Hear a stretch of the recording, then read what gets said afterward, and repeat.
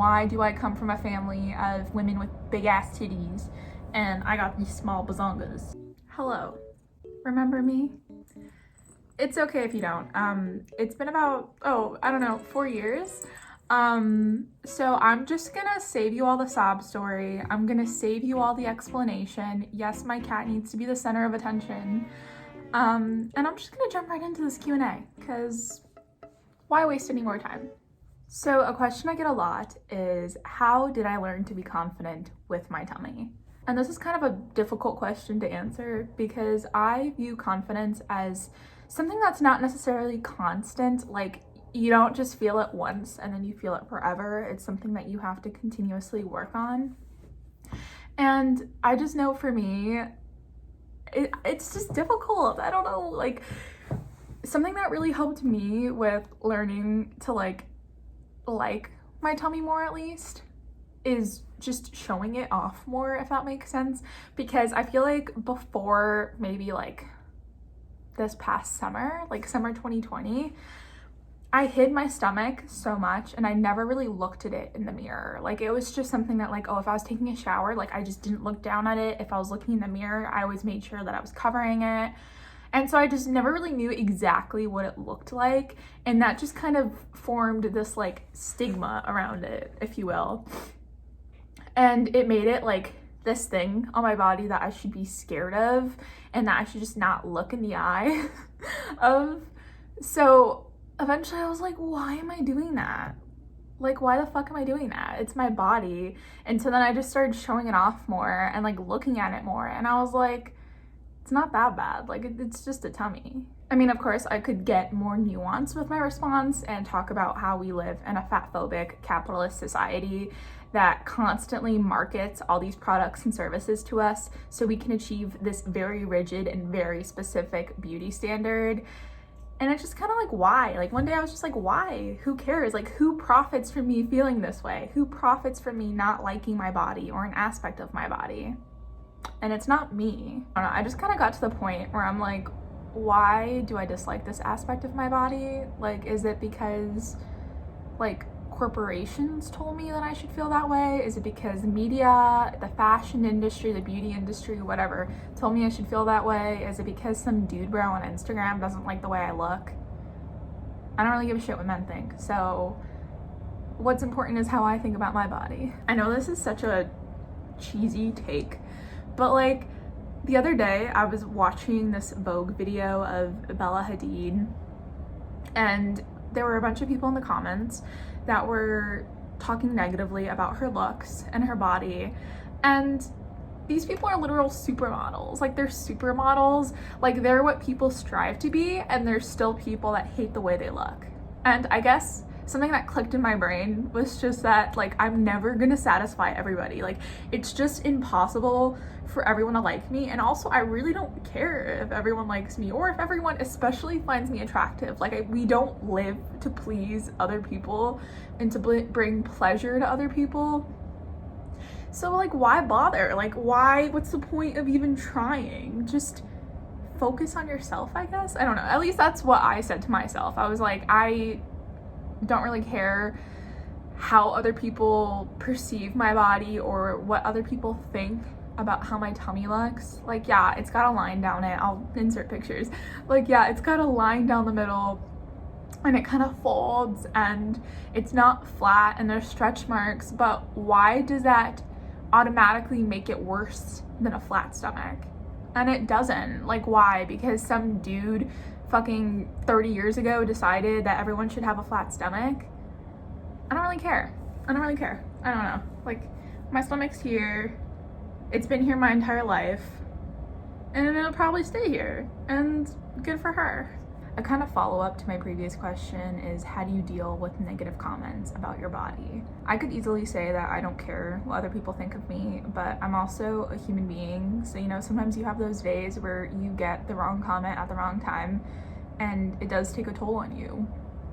And I think going back to like never being able to please everybody, you just kind of have to drill that into your brain a little bit And also I realized that if somebody's taking time out of their day to leave a comment or like multiple comments on a stranger's photo or video, kind of just trying to tear down their appearance, how they look, tell them how gross or disgusting they are, that speaks more to their character than to mine. I don't know if this is just like an easy rationale on my end, but at least in my mind, if you're someone that takes time out of your day to bully and harass a stranger online and just leave horrible comments about people's appearance and their bodies, then that speaks more to your insecurities. Like, that shows me more so that that person's insecure and they personally maybe don't find me attractive, so they don't like that I'm unattractive to them and I'm more confident than them, and so they kind of want to like humble me or like bring my confidence down a notch.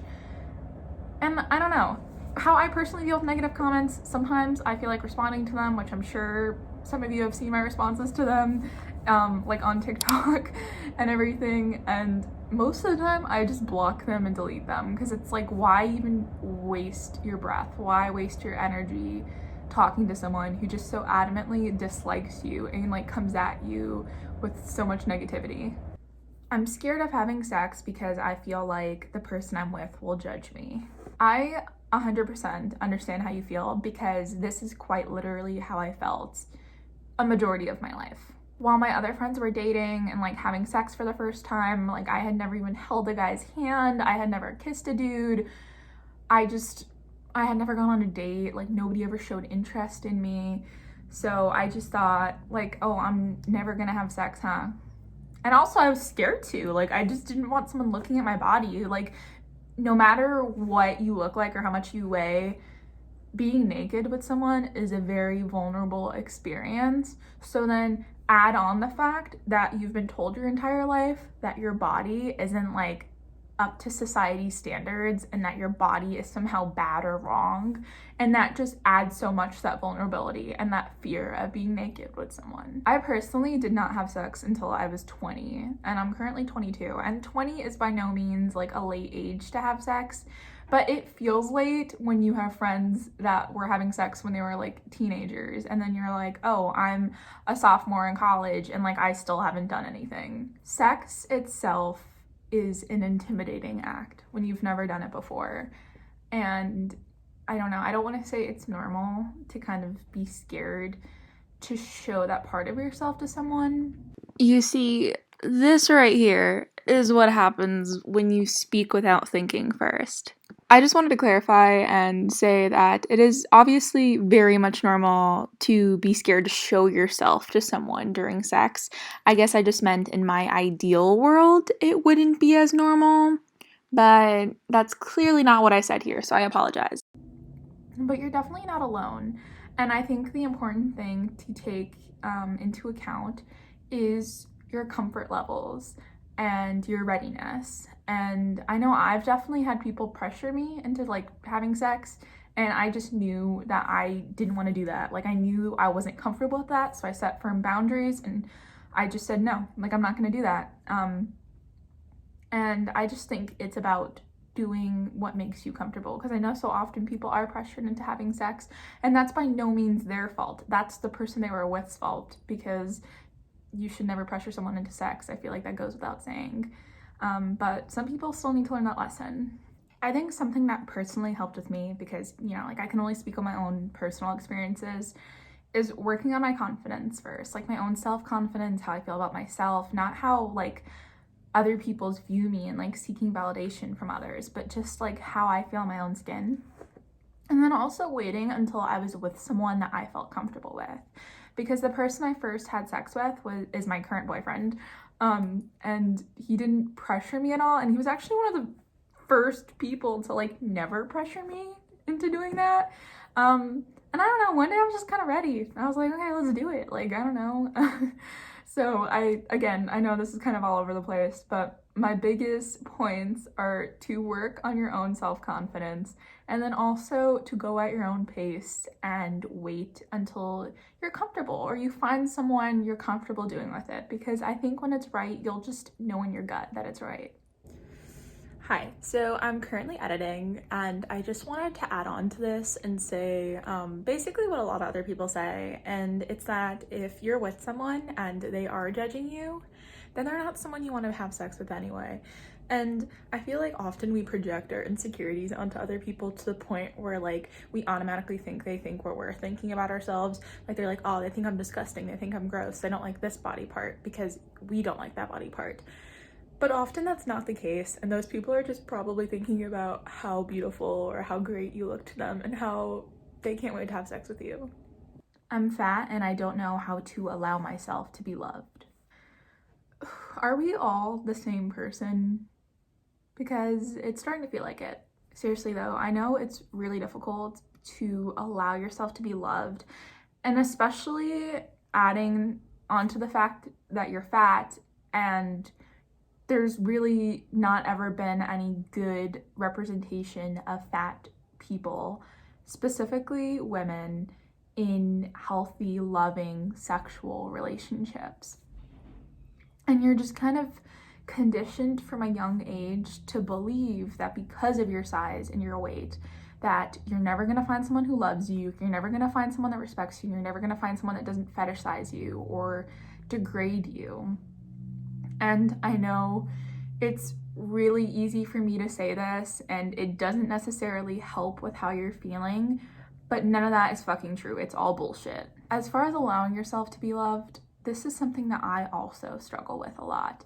And I think it's just a matter of trying to overcome that voice in your head. I'm sorry, I'm trying not to tear up.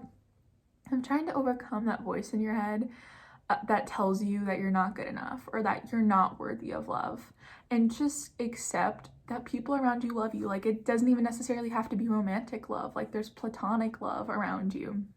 And if you do find romantic love, that person doesn't have an ulterior motive, that they know who you are as a person and they love what they see and they enjoy being with you and they care about you.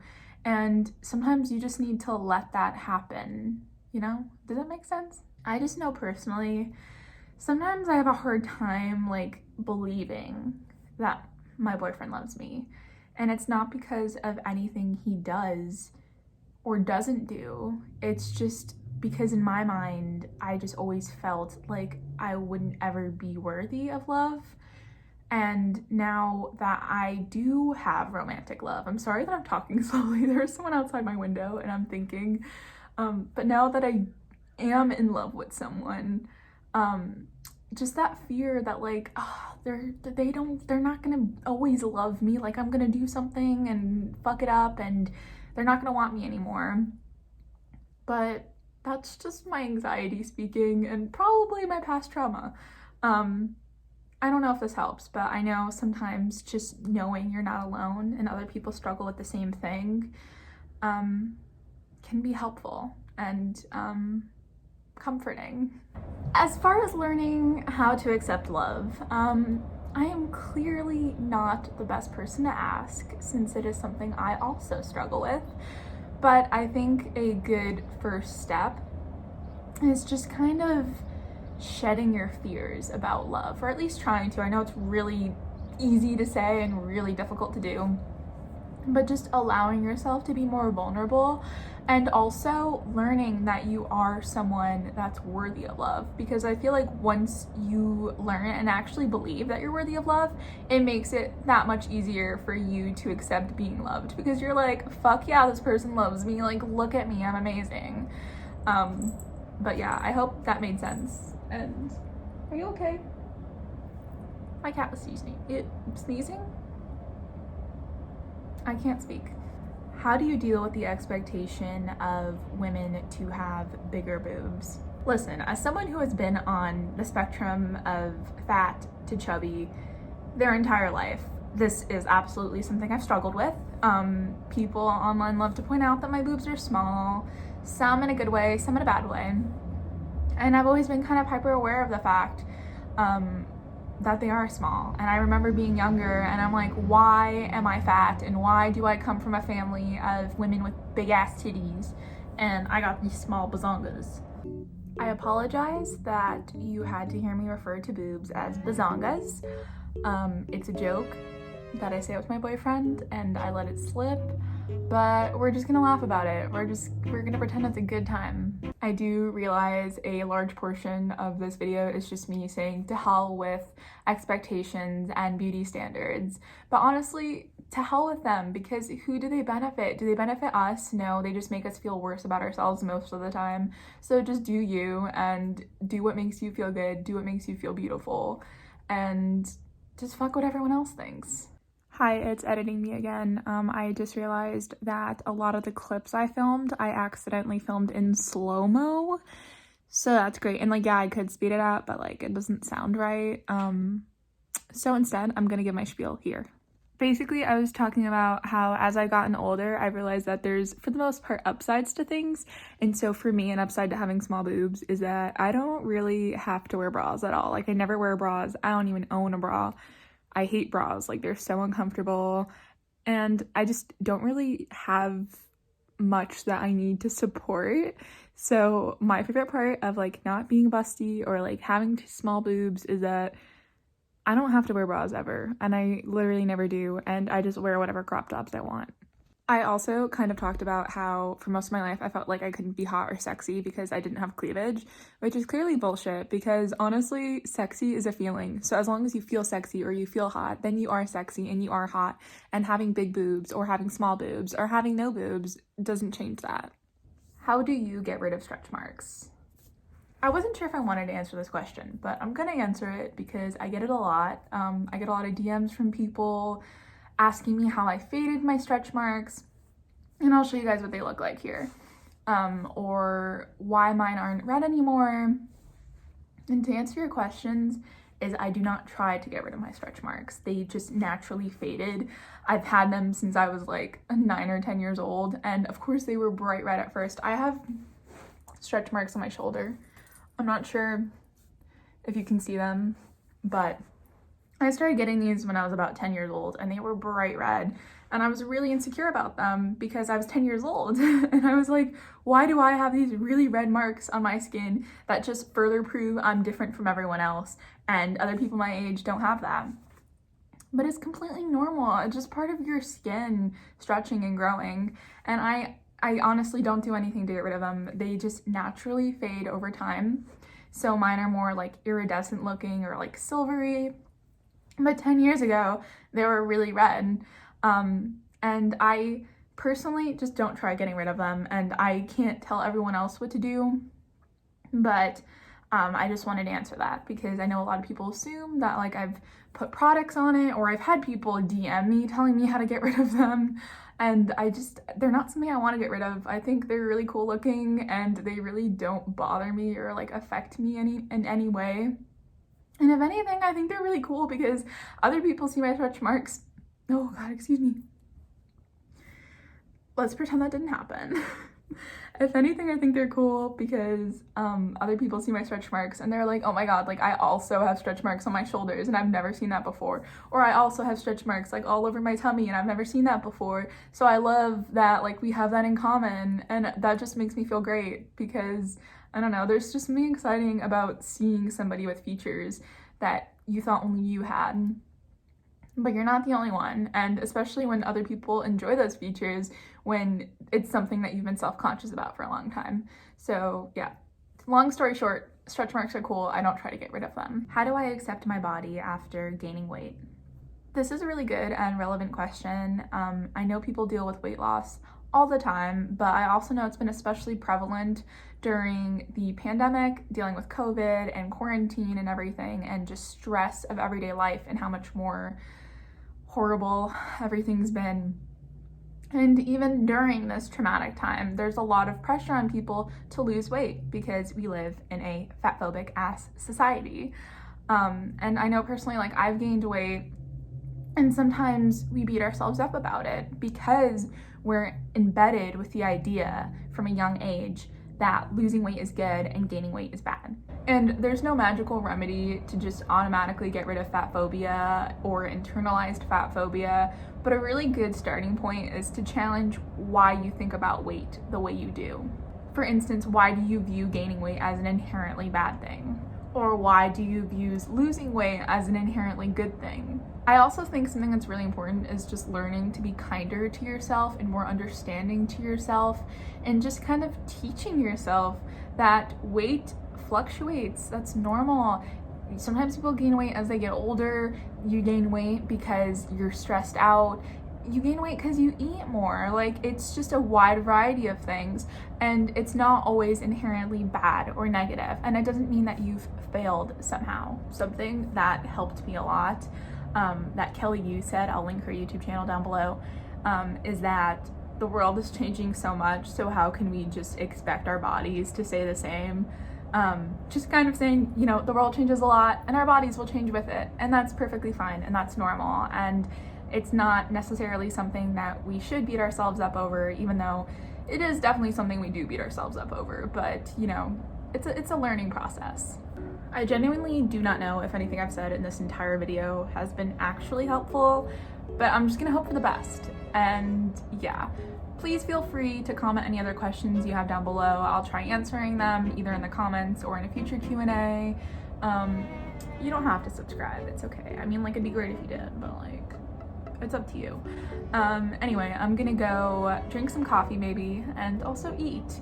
I hope you all have a lovely night, or morning, or whatever time of day you're watching this. Goodbye.